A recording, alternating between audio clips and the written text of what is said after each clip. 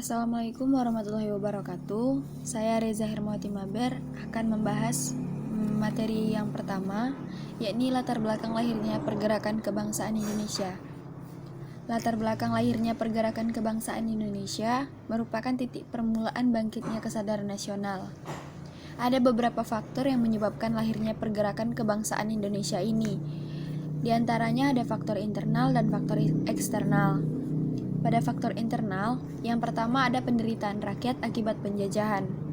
Bangsa Indonesia mengalami masa penjajahan yang panjang dan menyakitkan sejak masa Portugis.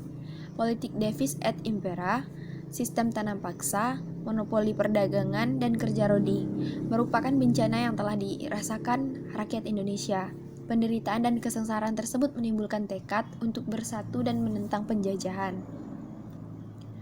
Yang kedua, sejarah masa lampau yang gemilang.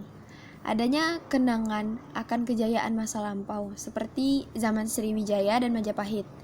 Kedua kerajaan tersebut, terutama Majapahit, yang merupakan kerajaan yang terbesar dan memainkan peranan terpenting sebagai calon negara nasional di mana wilayahnya hampir seperti wilayah Indonesia yang sekarang.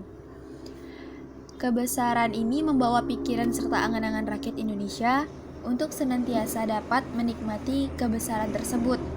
Hal tersebut kemudian menggugah perasaan nasionalisme rakyat Indonesia.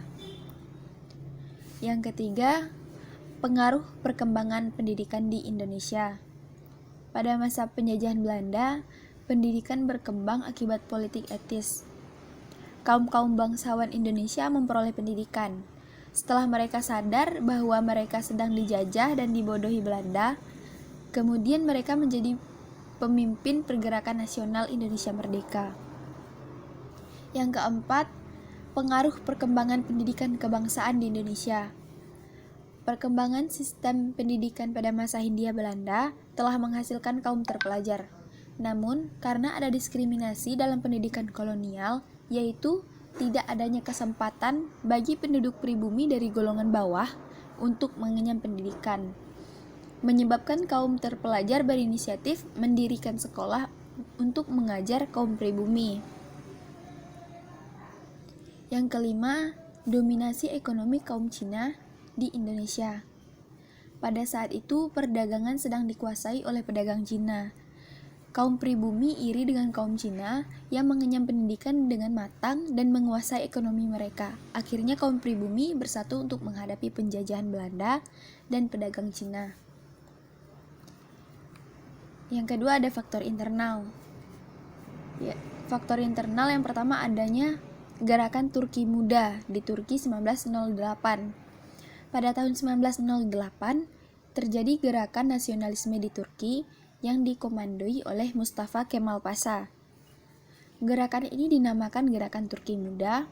Gerakan ini menuntut adanya modernisasi serta pembaruan di segala sektor kehidupan masyarakatnya. Gerakan Turki Muda memberikan pengaruh politis bagi pergerakan bangsa Indonesia sebab mengarah pada pembaruan-pembaruan dan modernisasi. Yang kedua, adanya All Indian National Congress dan Gandhisme di India 1885 merupakan gerakan yang perjuangannya kemerdekaan India dengan cara melawan dan menentang Imperium Britania. Hal tersebut memberikan inspirasi para pelopor pergerakan nasional di Indonesia untuk berjuang melawan penjajah. Yang ketiga, munculnya paham-paham baru di Eropa dan Amerika yang masuk ke Indonesia, seperti liberalisme, demokrasi, dan nasionalisme, mempercepat timbulnya nasionalisme di Indonesia. Yang keempat, adanya kemenangan Jepang atas Rusia 1905, menyadarkan dan membangkitkan bangsa-bangsa Asia untuk melawan bangsa-bangsa Barat.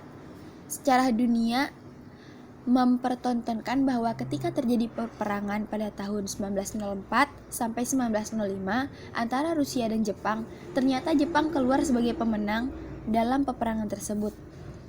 Hal ini kemudian memberi semangat juang kepada para pelopor pergerakan nasional di Indonesia untuk mengikuti langkah Jepang dalam melawan bangsa Barat.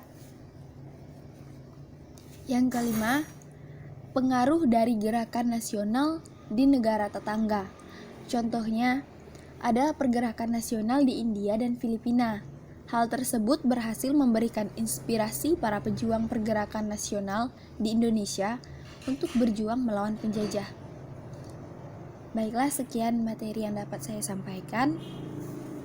Assalamualaikum warahmatullahi wabarakatuh.